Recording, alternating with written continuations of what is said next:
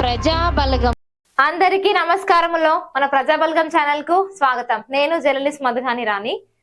కేసీఆర్ ఇంట్లో రాత్రి ఏం జరిగింది, అసలు పగ్గాలు ఎవరికి, ముచ్చటేందో చెప్తా మంచిగా నిండ్రి. మళ్ళా ఫార్ములా ఈ రేస్ కేసు తర్వాత బీఆర్ఎస్ లో ఏం జరుగుతున్నది, న్యాయస్థానం ఆదేశాలతోని తొలుత హ్యాపీగా ఫీల్ అయిన పెద్ద ఆయన కేసీఆర్ గా తర్వాత ఎందుకు సైలెంట్ అయిపోయిండ్రు, కోరికే దుకాలకు మూలమని ఆయనకు అర్థమైందా, పార్టీ కారును ఫార్ములా ఈ వాహనం గట్టిగానే ఢీకొట్టిందా, నెక్స్ట్ ఏం జరుగుతుంది, అంతర్గత కలహాలు తీవ్రం అయ్యాయా, అవుననే సమాధానాలు బలంగానే వినిపిస్తున్నాయి. పార్టీ వర్గాలు బీఆర్ఎస్ నేతల నుంచి అందుతున్న సమాచారం మేరకు అధికారం కోల్పోయిన తర్వాత కారు పార్టీ భారీ కుదుపులకైతే లోనైంది. తొలి ఏడాది ఎమ్మెల్సీ కవిత లిక్కర్ కేసుల జైలుకి వెళ్లడంతోనే డీలా పడిపోయినరు కేసీఆర్. రెండో ఏడాది హ్యాపీగా గడుస్తుందని భావిస్తున్నప్పటికీ ఇప్పుడు కొడుకు కేటీఆర్ వంతైంది.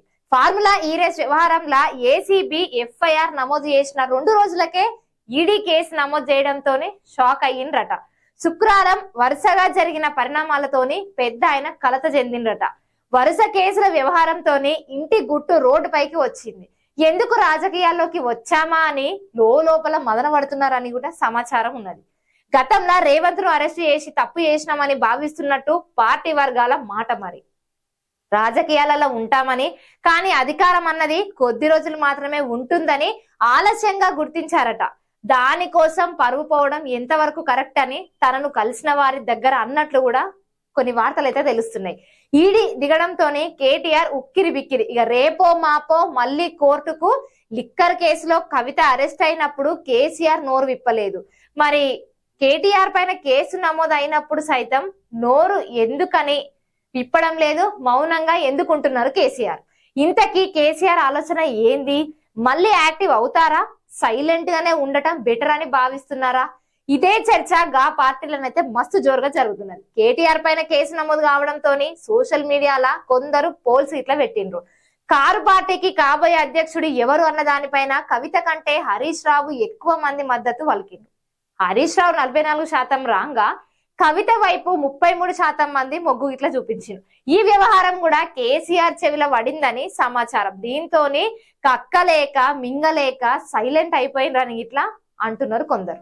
ఫస్ట్ ఇయర్ మాదిరిగా ఈ ఏడాది కూడా సైలెంట్ గా ఉంటారా, మళ్ళీ రాజకీయాలలో యాక్టివ్ అవుతారా అన్న ప్రశ్నలకు ఆ పార్టీ నేతలు అభిమానులను వెంట పెడుతూనే ఉన్నాయి.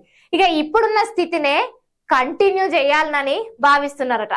కేటీఆర్ అరెస్ట్ అయినా జైలుకు వెళ్తే బయటికి తీసుకురావడం వెంటనే దానిపై ఆ పార్టీ నేతలు తలో విధంగా చర్చించుకుంటున్నారు. కేటీఆర్ తన లీగల్ టీం ద్వారా నడిపిస్తున్నారని ఇట్లా అంటున్నారు.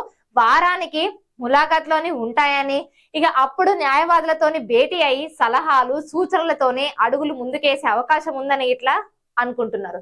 జరుగుతున్న పరిణామాలు గమనిస్తే సెకండ్ ఇయర్ కారు పార్టీలో కుదుపులు భారీగా ఉన్నట్లుగానే అర్థమవుతున్నది. మరి నేతలు వలసపోతే పరిస్థితి ఏంటన్నది మాత్రమే ఇక్కడ అసలు ప్రశ్న. మరి చూసింది కదా, చూసినంత లైక్ చేయడం మర్చిపోదు. అట్లనే మనందరి ప్రజాబలగం ఛానల్ ని మర్చిపోకుండా సబ్స్క్రైబ్ చేయండి. Please share and subscribe Prajabalagam digital news paper.